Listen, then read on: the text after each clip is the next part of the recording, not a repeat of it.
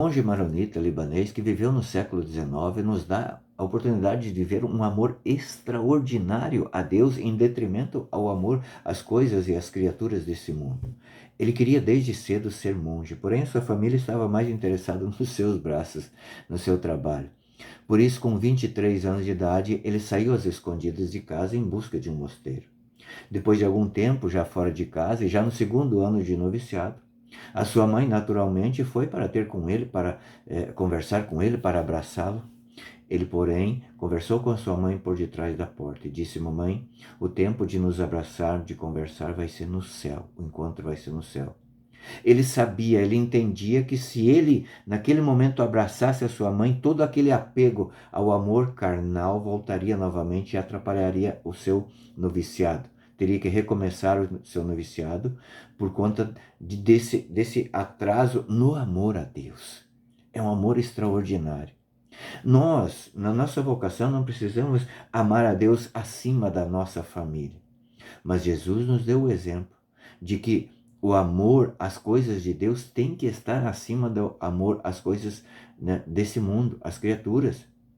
Com 12 anos de idade, ele ficou lá no templo e disse: não sabias que eu tenho que amar mais as coisas do Pai?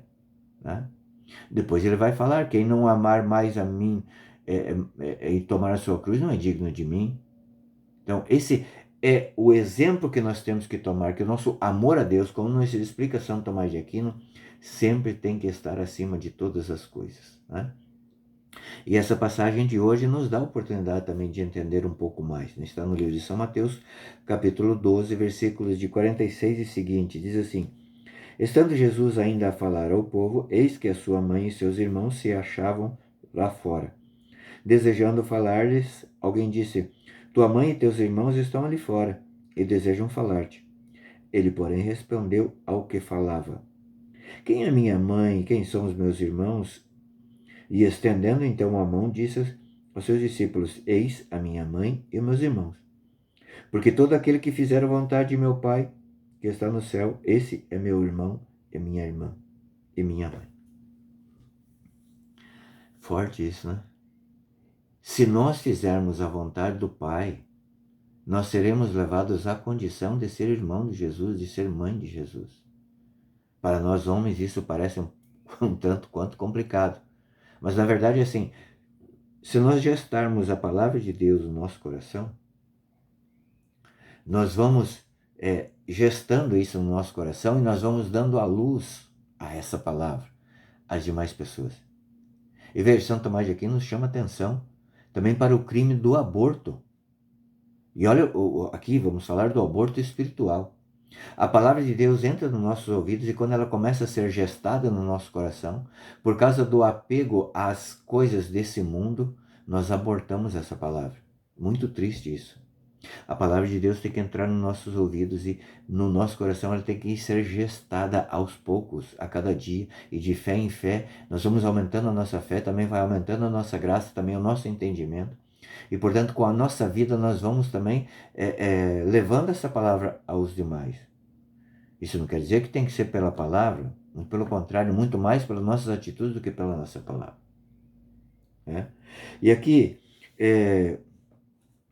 São Tomás de Aquino, à luz das palavras de São Jerônimo, vai dizer que existe nas Escrituras os 4 sentidos diferentes da palavra irmão. Irmão de natureza, irmão de nação, irmão de parentesco e irmão de afeto. Aqui, nossos irmãos protestantes, eles patinam nessas palavras, dizendo que Maria, ela não permaneceu virgem, que teve outros irmãos. Ora, mas numa das cartas de Paulo vai dizer que estavam ali os 500 irmãos de Jesus. Não tem sentido ser irmão, só irmão de sangue. Então os primos eram considerados irmãos, enfim, os parentescos todos eram considerados irmãos. São João Crisóstomo vai nos chamar a atenção dessa palavra para a arrogância de seus irmãos. Sim, essa daqui é uma das, digamos assim, é uma das linhas de estudo. São Jerônimo diz que os seus irmãos, os seus parentes estavam ali e não quiseram esperar então para ouvir a palavra de Deus e não entraram também para ouvir. Porque se eles queriam falar com Jesus, se fosse para ajudar então a esclarecer a doutrina, ótimo, entrassem lá e ajudassem naquilo que fosse possível. Mas não,